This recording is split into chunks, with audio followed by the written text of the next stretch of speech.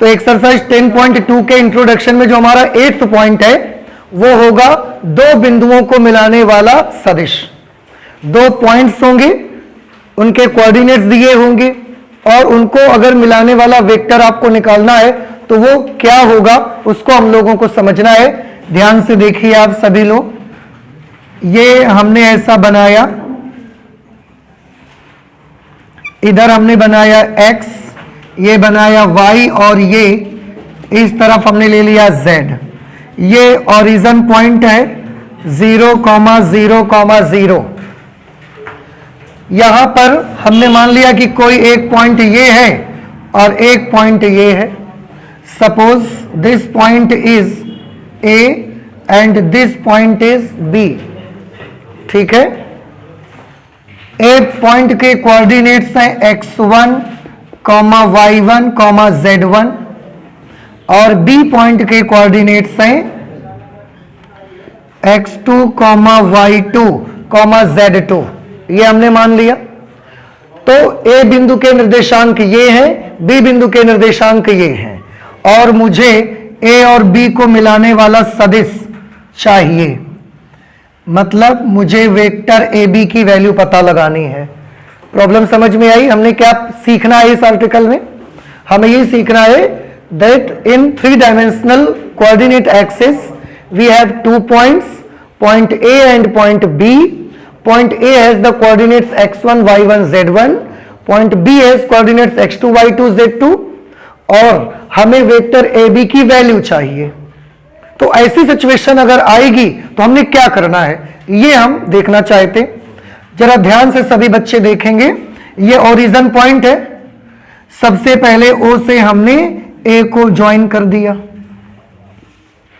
आपको याद है कि मूल बिंदु से किसी भी बिंदु को मिला देने से ये जो वेक्टर मिलता है इसको हम बोलते हैं उस बिंदु का स्थिति सदिश।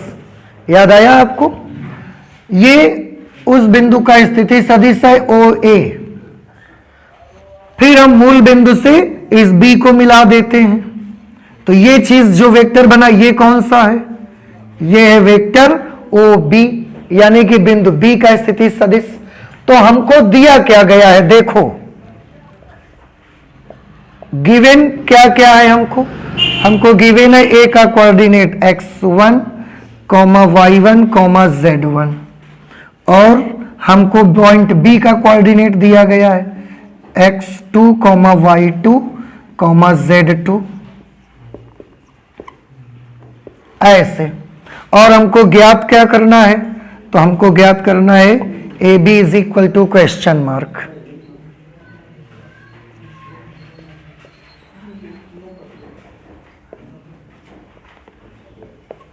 ज्ञात करना है, we have to find the value of vector A B. अब इसके लिए कैसे करेंगे? बड़ा आसान है सॉल्यूशन। देखो सॉल्यूशन ध्यान से, जब आप बिंदु ए को मूल बिंदु ओ से मिलाओगे तो ये क्या होगा? ये बिंदु ए का स्थिति सदिश होगा। ये क्या होगा? यहां भी तो मूल बिंदु से मिलाया तो ये बिंदु बी का स्थिति सदिश होगा। तो बिंदु ए का स्थिति सदिश, बिंदु ए का स्थिति सदिश, बिंदु ए का स्थिति सदिश क्या होगा? OA। और OA की वैल्यू क्या आप बता सकते हैं? अगर किसी पॉइंट के कोऑर्डिनेट्स x, y, z हैं तो उसका स्थिति सदिश कैसे लिखते थे? x i cap plus y j cap plus z k cap. अभी कल ही लिख के दिखाया हमने आपको। तो इसका कैसे लिखोगे? x1 i cap, y1 j cap plus z1 k cap. इसी तरह से बिंदु B का स्थिति सदिश OB is equal to x2 i cap, y2 j cap, z2 k cap. ठीक है, हमको तो AB चाहिए। बेटा थोड़ा ध्यान से इस फिगर को देखिए, ये त्रिभुज बना हुआ है। इस त्रिभुज में सदिशों का योग का नियम लगाइए और मुझे बताइए। त्रिभुज OAB में सदिश योग के त्रिभुज नियम से कौन सा नियम हम यूज करने जा रहे हैं? सदिश योग का, सदिश योग के दो नियम थे ना, समांतर चतुर्भुज नियम और त्रिभुज नियम। तो त्रिभुज नियम लगाइए और बताइए मुझे कौन किसका किसका जोड़ किसके बराबर आना चाहिए। आप याद करिए, हम लोग कल भी फिगर बना रहे थे ऐसे, नहीं सॉरी, ऐसा बनाते थे और फिर तीसरा ऐसा बनाते थे। ये वेक्टर ए, ये वेक्टर बी और ये वेक्टर आर। और वेक्टर आर को हम कैसे लिखते थे? Vector A plus vector B. A plus B is equal to R. देखो, इसका ए फिर बी इज इक्वल टू ऐसा आर, नहीं ऐसा आर। तो इस चित्र को देख के बताएं किसको किसको कैसे लिख सकते हैं। क्या ओ बी प्लस बी ए ऐसा लिख सकते हैं? इसका तीर इधर लेकिन इसका तीर उल्टा लगा है। इसको लिख सकते हो O A plus A B is equal to O B. देखो तीर वैसा उल्टा आ गया कि नहीं आ गया? तो हम यहां सदिश नियम लगाएंगे तो क्या बना? O A plus A B is equal to O B. समझ नहीं आया आपको? आप देखिए ना बेटा, इसका तीर ऐसे, फिर इसका तीर ऐसे, लेकिन इसका तीर तो ऐसा नहीं है, उल्टा है। तो जिसका तीर उल्टा होता है उसके इक्वल रखते हैं, और बाकी ए प्लस बी का योग। तो जिसका तीर उल्टा रहता है उसको इक्वल में रखते हैं, उसको इक्वल में रखते हैं। और बाकी दोनों में से O A plus A B is equal to O B. आप मैच करिए दोनों को। नहीं समझ में बात आई? अब हमको क्या चाहिए? हमको तो ए बी चाहिए। Then vector A B is equal to vector O B minus vector O A. बहुत इंपॉर्टेंट पॉइंट है, आप इसको अच्छे से याद कर लो, बहुत जगह जरूरत पड़ेगी। कभी भी आपको ए बी निकालना पड़े तो ओ बी माइनस ओ ए करना है। बी पहले आएगा, ए बाद में आएगा। जो इसमें पहले दिख रहा है वो यहां बाद में आएगा, और जो इसमें बाद में दिख रहा है वो पहले आ जाएगा।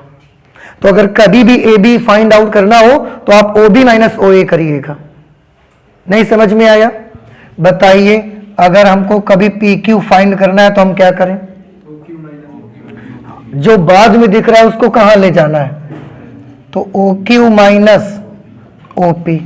अगर हमको वेक्टर एम एन फाइंड करना है तो बताओ, vector O N minus vector O M. कुछ समझ आ रहा है आपको ये? ठीक है। अब ओ बी की वैल्यू कितनी है? देखो, ओ बी, ये ओ बी है, ओ बी में से ओ ए माइनस करना है, इसमें से इसको माइनस करना है।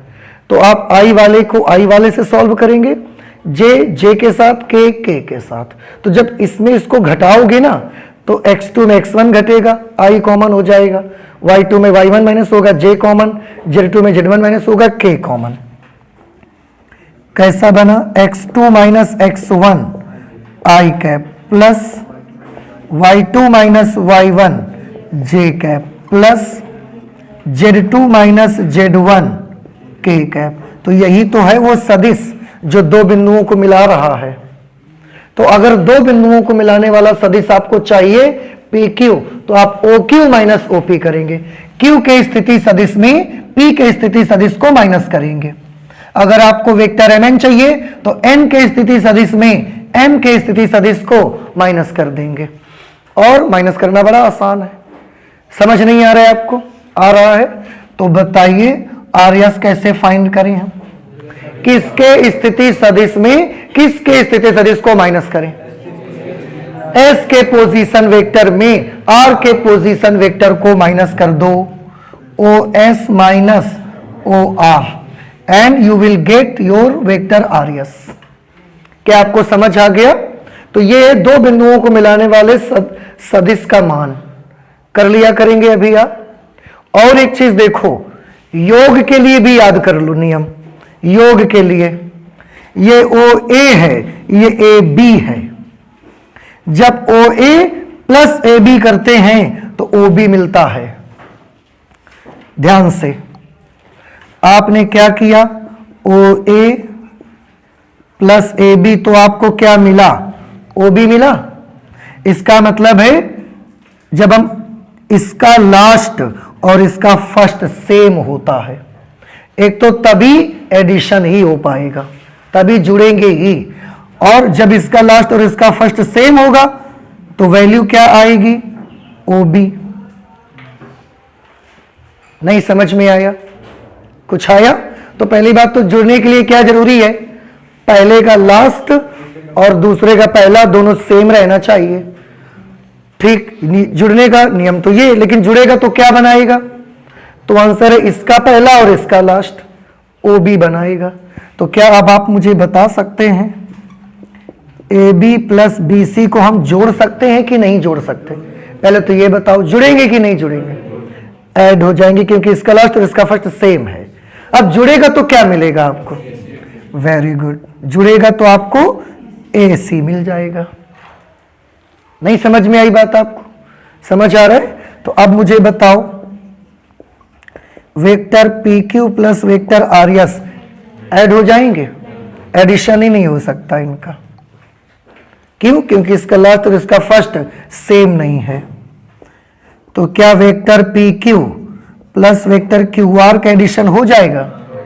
हो जाएगा तो क्या बनेगा, PR बन जाएगा, वेक्टर PR। ऐसे तो योग का नियम भी सीख लो और अंतर वाला भी सीखो। देखो, ये भी मैंने इसके भी कई एग्जाम्पल दिखाए आपको, समझ आया? तो प्लीज आप नोट कर लें इसको। इसके बाद बेटा इसमें एक 9th पॉइंट हमको और स्टडी करना है। इसमें हमें पढ़ना है खंड सूत्र, जिसे हम अंग्रेजी में सेक्शन फॉर्मूला भी कहते हैं। क्या होता है ये सेक्शन फॉर्मूला, थोड़ा गौर से देखिएगा। सेक्शन, खंड का मतलब किसी चीज के टुकड़े करना। तो अगर हमारे पास कोई भी वेक्टर, ऐसा कोई भी वेक्टर है, मान लिया हमने एक वेक्टर है हमारे पास ये PQ, ठीक है। अब अगर इस PQ वेक्टर में बीच में कहीं पर भी हमने यहां पर एक पॉइंट मान लिया R, और ये पॉइंट ऐसा है कि PR और RQ को M अनुपात N के अनुपात में विभाजित करता है, means PR upon RQ, PR upon RQ is equal to M upon N। तो एक वेक्टर है PQ, उस पर कोई पॉइंट उसमें है R, और ये पॉइंट इस पूरे PQ वेक्टर को M अनुपात N के अनुपात में विभाजित करता है। इसमें PR और RQ का जो रेशियो है वो M अपॉन N के बराबर है, PR M RQ N, तो PR upon RQ is equal to M upon N। ठीक है। तो अगर किसी सदिश PQ में एक बिंदु R इस प्रकार है कि, देखिए मैं इसको लिख के दिखाता हूं,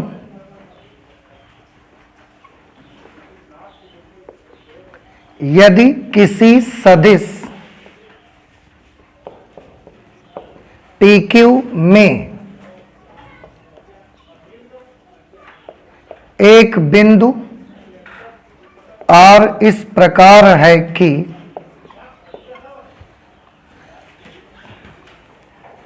एक बिंदु R इस प्रकार है कि, थोड़ा ध्यान से देखिएगा, M into RQ, M into vector RQ is equal to N into vector PR।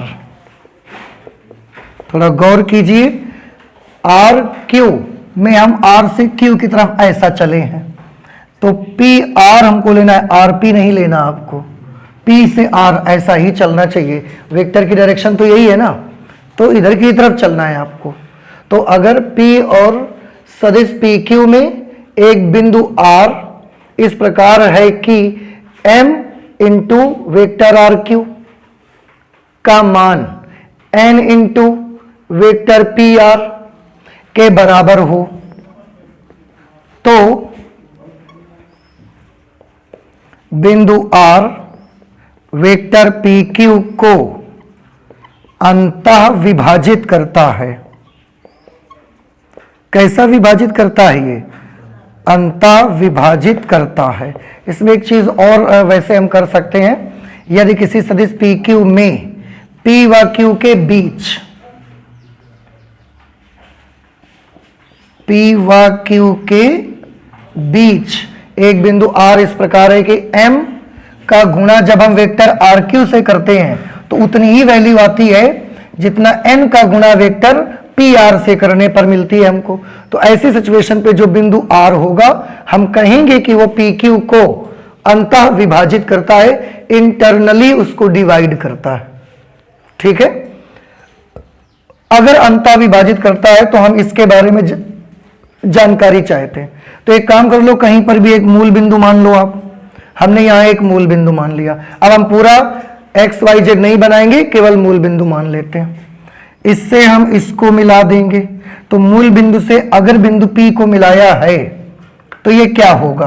बिंदु P का स्थिति सदिश, मान लिया कि बिंदु P का स्थिति सदिश है B, मान लीजिए, और बिंदु Q को हमने इससे मिला दिया, इसी से हमने बिंदु Q को मिला दिया, और ये स्थिति सदिश इसको हमने मान लिया वेक्टर A। तो P का स्थिति सदिश वेक्टर B है, Q का स्थिति सदिश वेक्टर A है, हमको R का स्थिति सदिश चाहिए। इसको आप OR ही लिखे रहे ना, मत कोई सिंबल दीजिए। इसका हमको वेक्टर फाइंड आउट करना है। ठीक है, उसके लिए हम एक काम करेंगे, यहां पर मुझे RQ और PR की जरूरत है। पहले मैं RQ निकालना चाहता हूं, वेक्टर RQ। क्या आप मुझे वेक्टर RQ बता सकते हैं कैसे निकाला जाए? अभी मैंने डिफरेंस का फॉर्मूला बताया है। वेक्टर RQ के लिए हम लिख सकते हैं vector OQ minus vector OR, OQ minus OR। याद आया आपको? तो वेक्टर RQ की वैल्यू कितनी? OQ क्या है?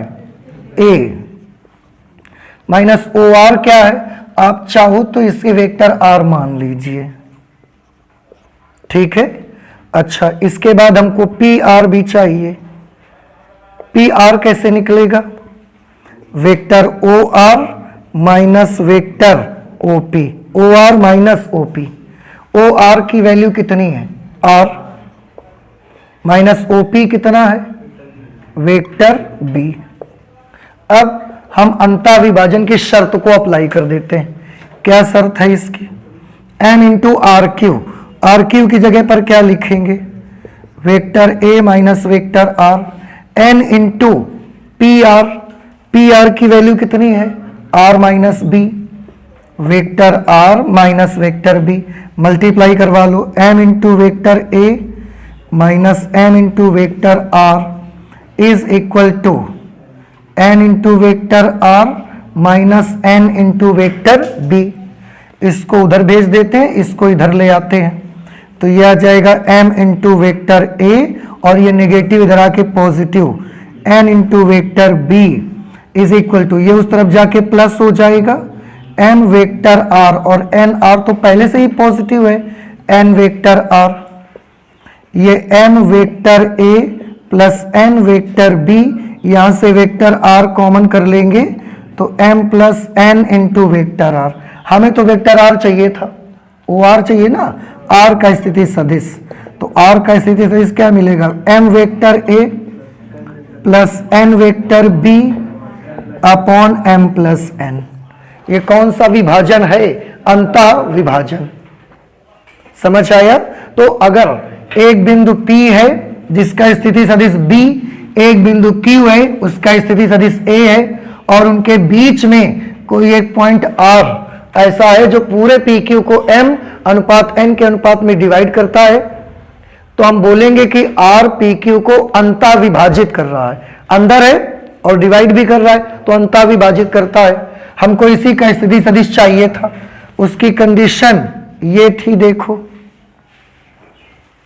हमने RQ और PR इसीलिए निकाले, और निकाल करके इसकी शर्त में लगा दिए, ये आंसर आ गया। आंसर क्या मिला उसको एक मिनट के लिए देख लो।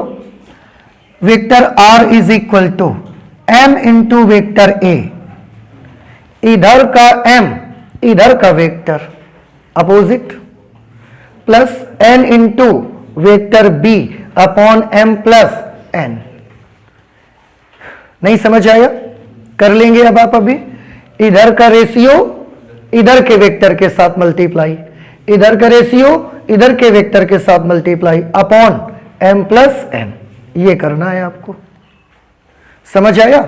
ऐसे ही एक खंड सूत्र और बनता है बाह्यता अविभाजन का, जब कोई पॉइंट किसी वेक्टर के बाहर रहकर उसको डिवाइड कर देता है। ऐसा कैसे हो सकता है बाहर रह के डिवाइड कर दे?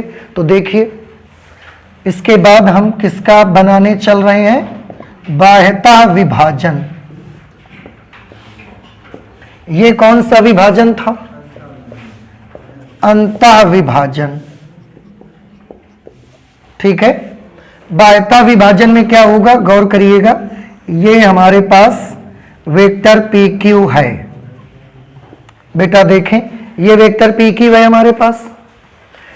पी क्यू को जब हमने थोड़ा आगे बढ़ाया, तो इसी पी क्यू को जब हमने थोड़ा आगे बढ़ाया तो आगे बढ़ाने पर यहां पर हमको एक पॉइंट मिला आर, और ये पॉइंट ऐसा है कि पी से आर तक का जो डिस्टेंस है पी आर, ये पूरा, ये एम, और ये जो क्यू आर है ये एन। देखा आपने कुछ? P से पूरा R तक M और Q से R तक N, यानी कि अब भी पी आर बटे आर क्यू कितना रहेगा? M upon N।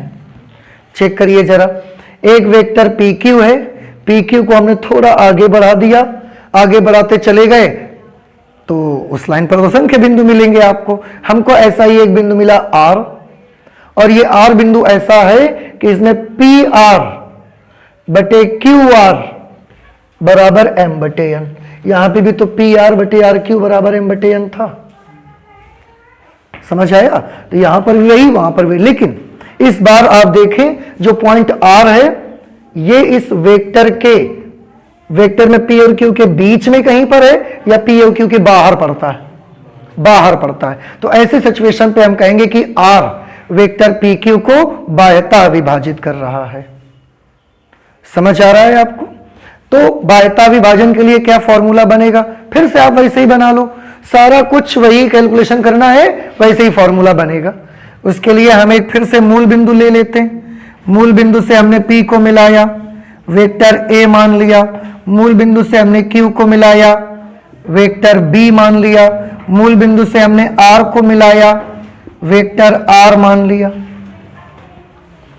जो यहां कर रहे थे, O से P मिलाया वेक्टर B, सॉरी O से P मिलाया तो वेक्टर B, O से Q मिलाया तो वेक्टर A। देखो O से Q मिलाया तो वेक्टर A, और O से R मिलाया तो O से R मिलाया तब वेक्टर R। समझ आया कुछ आपको? बिल्कुल वही चीज आ गई।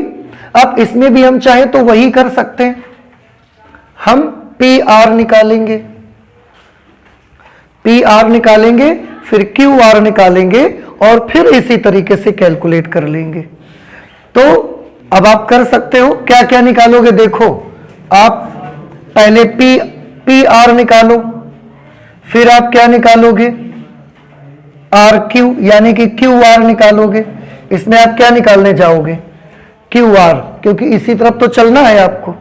तो आप पहले निकालोगे PR, फिर आप निकालोगे QR, RQ QR। लेकिन जब वेक्टर फॉर्म में लिखेंगे ना तो ये RQ और QR मायने रखेगा आपका, क्योंकि P से R की तरफ अगर ये डायरेक्शन ले रहे हैं तो Q से R की तरफ भी यही डायरेक्शन हमको लेनी चाहिए। तो वो सब सॉल्व करेंगे, और फाइनली जब आप वेक्टर R निकालोगे तो ये वैल्यू आपको मिलेगी M vector A minus N vector B upon M minus N। आप उसको कैलकुलेट करके देखोगे तो यही वैल्यू आपको मिल जाएगी। तो बाह्यता विभाजन में भी वही फॉर्मूला, अंतर में भी वही फॉर्मूला। फर्क कहां पर है? यहां बीच में माइनस आ जाएगा और अंता में क्या था, यहां बीच में प्लस था। तो आप कैसे करोगे, पहले आप क्या निकालोगे, पी आर निकालोगे। तो पी आर कैसे निकलेगा, पी आर बता सकते हैं, O R minus O P. O R का मतलब क्या, वेक्टर आर, ओ पी का मतलब वेक्टर बी। फिर क्या निकालोगे आप, क्यू आर। क्यू आर कैसे निकाला जाएगा, O R minus O Q.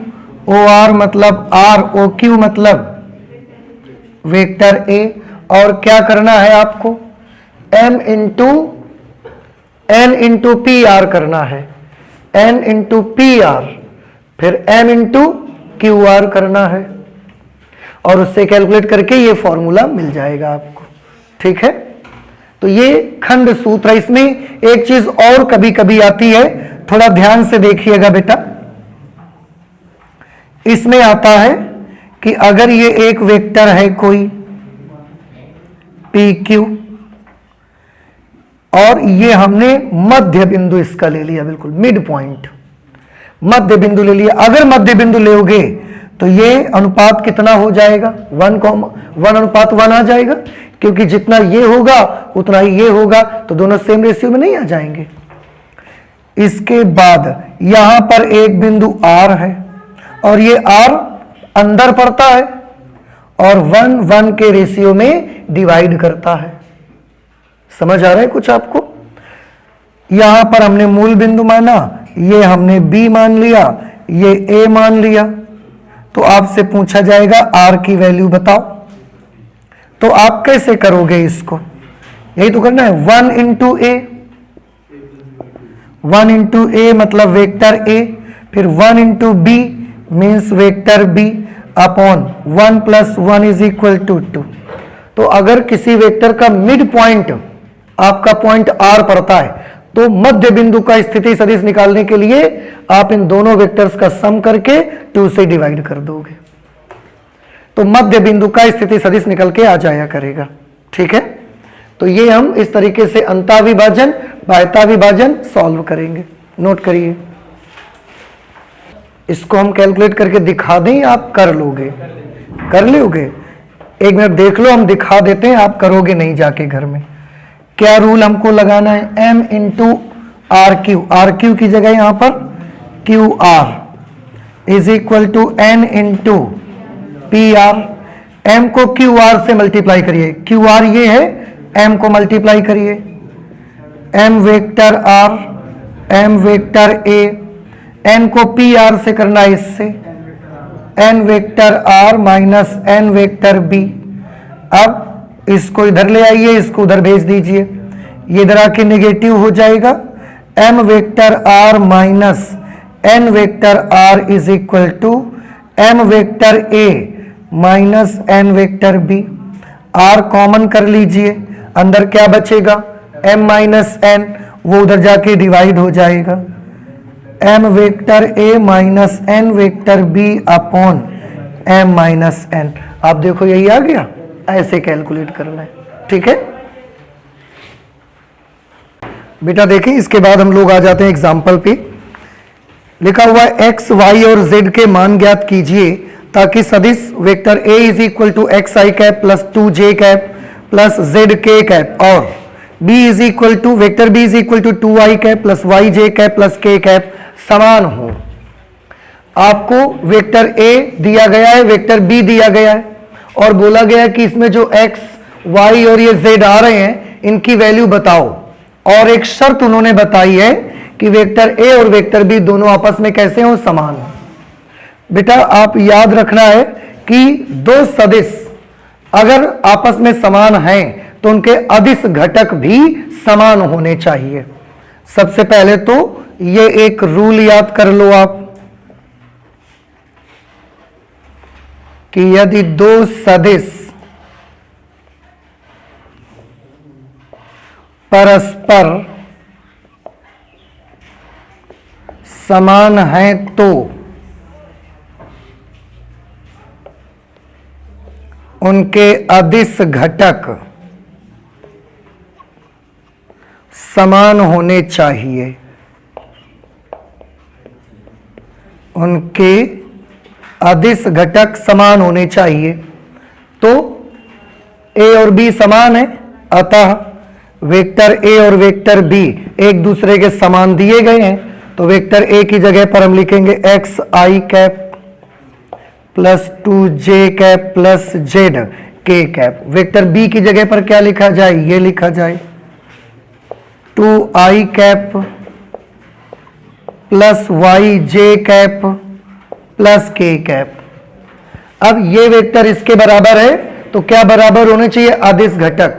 किसी को याद है इसके अदिश घटक क्या है, x 2 और z, इसके अदिश घटक क्या है 2y और 1। तो x किसके इक्वल होना चाहिए, 2 के। तो x is equal to 2। j का अदिश, j के साथ कौन नंबर है 2, और यहां j के साथ कौन है y, तो y की वैल्यू 2। यहां k के साथ z और यहां k के साथ 1, तो z इज इक्वल टू 1। तो अदिश घटक उनके बराबर होने चाहिए x, या आप यूं कह सकते हो i कैप का गुणांक i कैप के गुणांक के बराबर, j कैप का गुणांक j कैप के गुणांक के बराबर, k कैप का गुणांक k कैप के गुणांक के बराबर। क्या ये क्वेश्चन आपको समझ आया? हाँ, तभी दो वेक्टर एक दूसरे के इक्वल हो सकते हैं। एग्जाम्पल 5 लिखा है, vector a is equal to i plus 2j और वेक्टर b दिया गया है 2i प्लस j। क्वेश्चन है, मान लीजिए vector a is equal to i plus 2j और vector b is equal to 2i plus j। तब क्या modulus of a is equal to modulus of b है, मतलब a का मापांक b के मापांक के बराबर है क्या? दूसरा क्वेश्चन, क्या सदिश a और b समान हैं? दो बातें, पहले तो मॉड्यूलस उनके दिखाने हैं आपको, जरा ध्यान से देखिए। हम सबसे पहले मॉड्यूलस ऑफ a निकालना चाहते हैं। सदिश a का मापांक कैसे निकालेंगे, आपको याद है फॉर्मूला, अंडर रूट i के गुणांक का स्क्वायर प्लस j के गुणांक का स्क्वायर प्लस k के गुणांक का स्क्वायर। ऐसे तो मॉड्यूलस निकालते हैं। तो a का मॉड्यूलस निकालोगे i के गुणांक का स्क्वायर 1, j का गुणांक 2, उसका स्क्वायर करोगे तो 4। तो मॉड्यूलस ऑफ a की वैल्यू कितनी आ गई, अंडर रूट 5। इसी तरह से हम मॉड्यूलस ऑफ b निकालना चाहते हैं, उसके लिए भी वही फॉर्मूला, अंडर रूट i के गुणांक का स्क्वायर, i का गुणांक कौन है 2, 2 का स्क्वायर 4 प्लस j के गुणांक का स्क्वायर, तो j का गुणांक 1, 1 का स्क्वायर करेंगे तो 1। मॉड्यूलस ऑफ b, इसकी वैल्यू भी सॉरी, तो उन्होंने पूछा था कि क्या a का मापांक b के मापांक के बराबर है, तो स्पष्ट है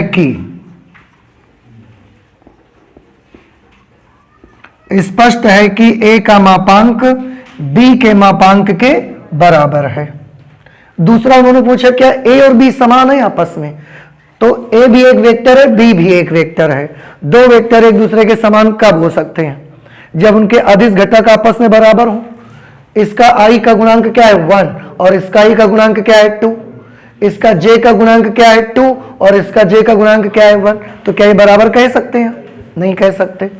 तो लिख देंगे, इसलिए vector a is not equal to vector b। क्यों बराबर नहीं है? क्योंकि उनके संगत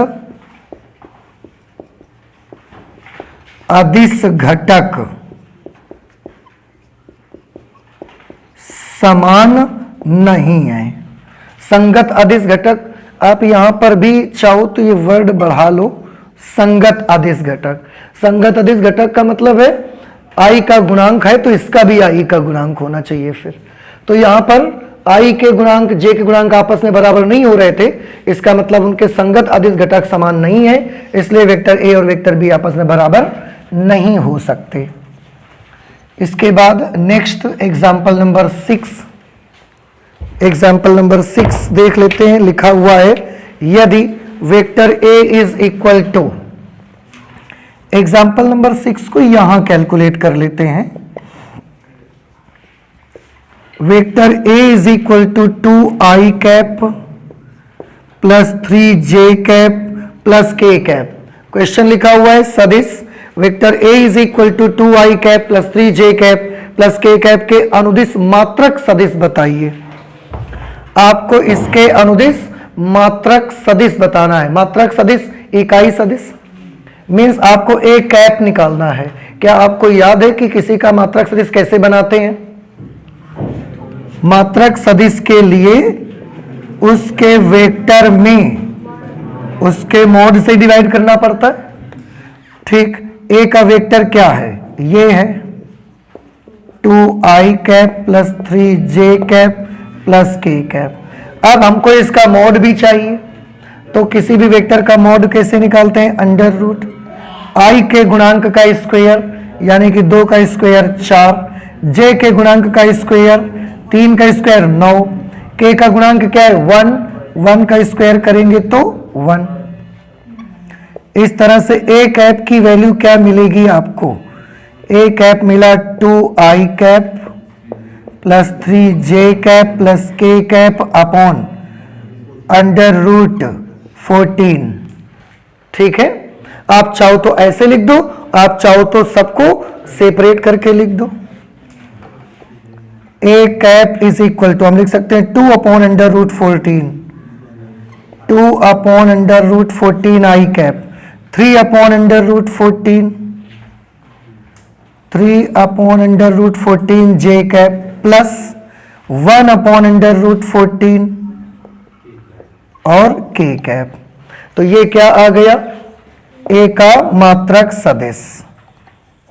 क्या आपको ये समझ आया या नहीं आया? नहीं आया? आ गया कि मात्रक सदिश अभी लास्ट क्लास में ही आपको इसका बताया गया है इंट्रोडक्शन में कि कैसे कैप निकालेंगे आप किसी का भी मात्रक सदिश। 7th नंबर क्वेश्चन देखिए, लिखा हुआ है सदिश vector a is equal to i cap minus 2j cap. Question सुनिए, सदिश vector a is equal to i cap minus 2j cap के अनुदिश एक ऐसा सदिश ज्ञात कीजिए जिसका परिमाण 7 इकाई है। आपको इसके दिशा में एक ऐसा सदिश पता लगाना है जिसका परिमाण 7 इकाई के बराबर हो। तो ऐसी हालत में हम क्या करेंगे? ऐसी सिचुएशन पे सबसे पहले, जैसे अगर मैं बोलूं कि x अक्ष की दिशा में ऐसा सदिश बताओ जिसका परिमाण 7 हो, तो आप क्या बताओगे? फिर से सुनिए, x अक्ष की दिशा में ऐसा सदिश बताओ जिसका परिमाण 7 हो, 7i कैप। y अक्ष की दिशा में सदिश बताओ जिसका परिमाण 7 हो। तो आप क्या करते हो? बार बार 7 से मल्टीप्लाई करते हो, किसको? उस दिशा के इकाई सदिश से। करते हो कि नहीं करते हो? जब हमने x अक्ष बोला तो आपने 7 के साथ i कैप को मल्टीप्लाई कर दिया। जब हमने y एक्सिस बोला तो 7 के साथ j कैप को मल्टीप्लाई कर दिया आपने। यही तो करते हैं आप। तो अब मुझे बताएं, ये a दिया है, उन्होंने बोला a की दिशा में ऐसा सदिश बताओ जिसका परिमाण 7 इकाई हो, तो हमको क्या करना चाहिए? 7 से गुणा करना चाहिए, किसमें? इसकी दिशा के इकाई सदिश से, ना कि a में। अभी बात समझ में नहीं आई भाई? आप भी तो जब 7i कैप लिखते हो इसका मतलब आप क्या करते हो? 7 से मल्टीप्लाई करते हो x अक्ष की दिशा के इकाई सदिश से। तो जब आपको इसकी दिशा में परिमाण 7 वाला सदिश चाहिए तो आप क्या करोगे? 7 से मल्टीप्लाई करोगे, इसकी दिशा के इकाई सदिश से करोगे। तो हम ये देख लेते हैं, a के अनुदिश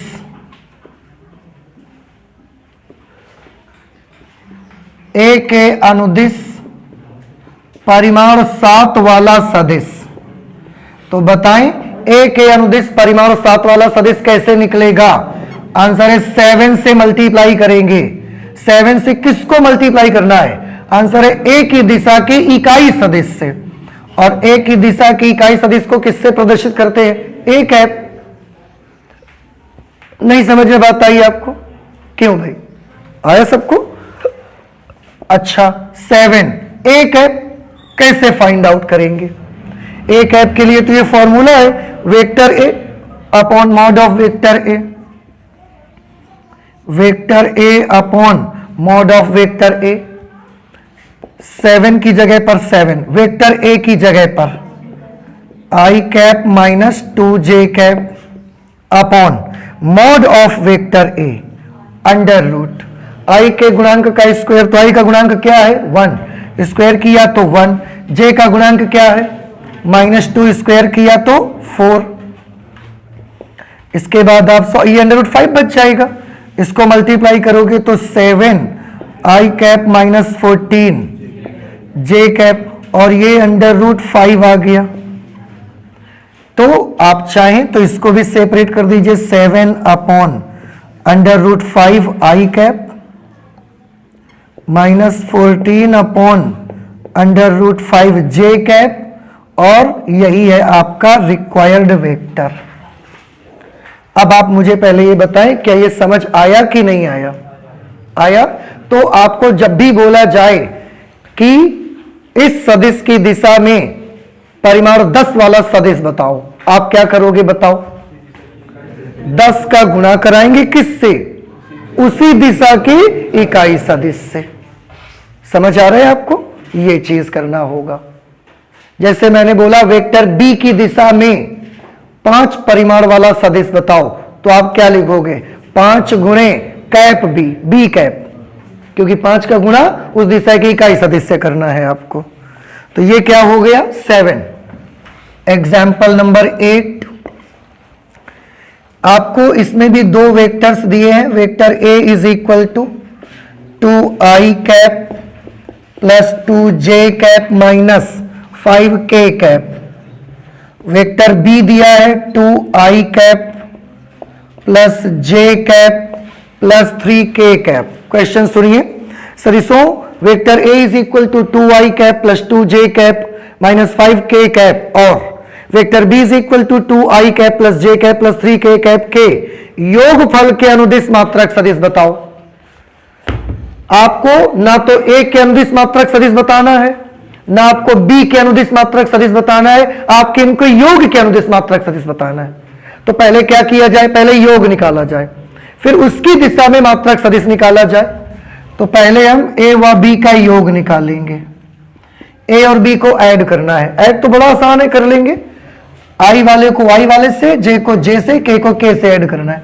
तो 2i कैप और 2i कैप ऐड होंगे तो 4i कैप, 2j कैप और 1j कैप ऐड होगा तो 3j cap minus 5k cap और plus 3k cap minus 2k cap add होके ये आ गया। अब इसकी दिशा में आपको इकाई सदिश चाहिए। अब थोड़ा सा मुझे बताएं, जब आपको ए की दिशा में इकाई सदिश चाहिए होता है तो आप क्या करते हैं? ए का फुल वेक्टर ऊपर लिखते हैं और उसी का मापांक नीचे लिखते हैं। समझ आया? और आज इसकी दिशा में इकाई सदिश चाहिए तो हमको क्या करना चाहिए? अब वेक्टर ए व वेक्टर बी की दिशा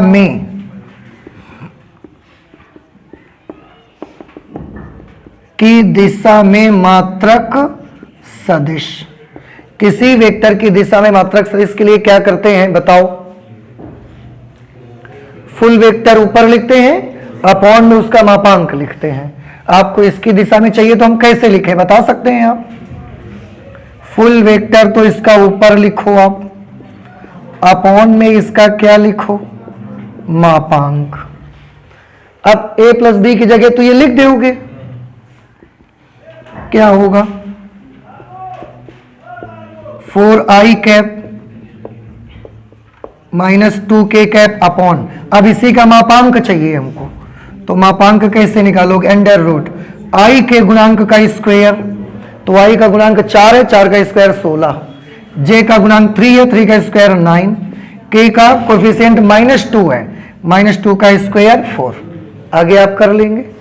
अब हम नहीं करेंगे, इसको नहीं कर पाएंगे आप, इसे हो जाएगा। इसके बाद नेक्स्ट क्वेश्चन नंबर 9, एग्जाम्पल 9 पे आ जाते हैं। एग्जाम्पल 9 पे है बेटा, एक वेक्टर दिया गया है, vector A is equal to I cap plus J cap minus 2k cap. Question सुनिए, लिखा हुआ है सदिश A is equal to I cap plus J cap minus 2k cap के दिक् अनुपात लिखिए और इसकी सहायता से दिक् कोसाइन ज्ञात करिए। बड़ा इजी है, आप ध्यान करें, जब दिक् अनुपात हमने बताए हैं उस वक्त एक चीज ये बताई थी कि कोई भी वेक्टर अगर आपको दिया जाए तो उसके आई कैप, जे कैप और के कैप के जो गुणांक होते हैं ये दिक् अनुपात होते हैं उस वेक्टर के। याद नहीं आया आपको? आपको सारा बेसिक बताया गया है, आप वहां से देखोगे आपको मिलेगा। फिर से सुनिए, किसी सदिश के आई कैप, जे कैप और के कैप के गुणांक ही उस सदिश के दिक् अनुपात होते हैं। तो अगर मैं बोलूं कि वेक्टर ए के दिक् अनुपात, तो बताओ वेक्टर ए के दिक् अनुपात क्या होंगे? आई कैप का गुणांक 1, जे कैप का गुणांक 1, के कैप का गुणांक -2। तो ये क्या आ गए? दिक् अनुपात आ गए। अब दिक् अनुपातों से दिक् कोज्याएं निकालनी बताई गई हैं आपको। दिक् कोज्याएं कैसे निकालनी बताई गई हैं? अगर ये दिक् अनुपात हैं, अगर ये A है, ये B है, ये C है, तो दिक् कोज्या कैसे निकालते थे आप? A upon under root A square plus B square plus C square. और एल एम कैसे निकालते थे? एल कैसे निकालते हैं? A upon under root A square plus B square plus C square. M कैसे निकालते हैं? b upon under root A square plus B square plus C square. और n कैसे फाइंड आउट करते हैं? c अपॉन under root A square plus B square plus C square. ध्यान से देखो एक चीज, किसी भी सदिश में आई कैप, जे कैप, के कैप के गुणांक क्या होते हैं? दिक् अनुपात। तो दिक् अनुपात अगर ये आ गए तो दिक् कोज्या निकाल लेते हो। अब मेरी एक चीज और सुनिए ध्यान से, किसी भी सदिश में आई कैप, जे कैप और के कैप के गुणांक क्या होते हैं? दिक् अनुपात।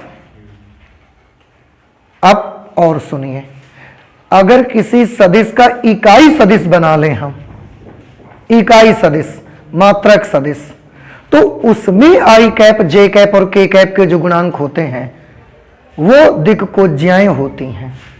याद रख लीजिए।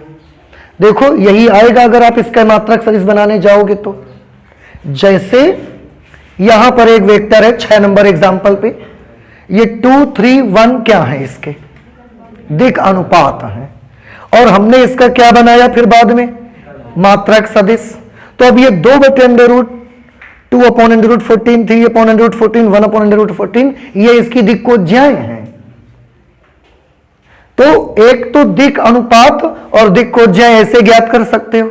एक और तरीका क्या हो गया आपके पास? आपको जिस भी सदिश का दिक् कोज्याएं पता लगानी हो उसको किस में बदल दो? मात्रक सदिश में बदल दो। और मात्रक सदिश में आई कैप, जे कैप, के कैप का जो गुणांक मिलेगा वो उसका क्या होगा? दिक् कोज्याएं होंगी। नहीं समझ में आया? फिर से बताइए, किसी सदिश में आई कैप, जे कैप और के कैप के गुणांक क्या होते हैं? दिक् अनुपात की दिक् कोज्याएं, दिक् अनुपात, डायरेक्शन रेशियोज, डीआरस जिन्हें कहते हैं। और अगर हम उसी सदिश का मात्रक सदिश बना दें, फिर आई कैप, जे कैप और के कैप के जो गुणांक मिलेंगे, क्या वो दिक् अनुपात है? वो दिक् कोज्याएं हैं, डायरेक्शन कोसाइंस हैं, डीसीज हैं, जिन्हें आप एल एम एन से रिप्रेजेंट करते हो। नहीं समझ में बात आई आपको? इस तरह से ये आपका एग्जांपल नंबर 9 कैलकुलेट कर लेंगे आप। ठीक है, तो आप इसे कैलकुलेट कर लीजिएगा। नोट करना है आपको।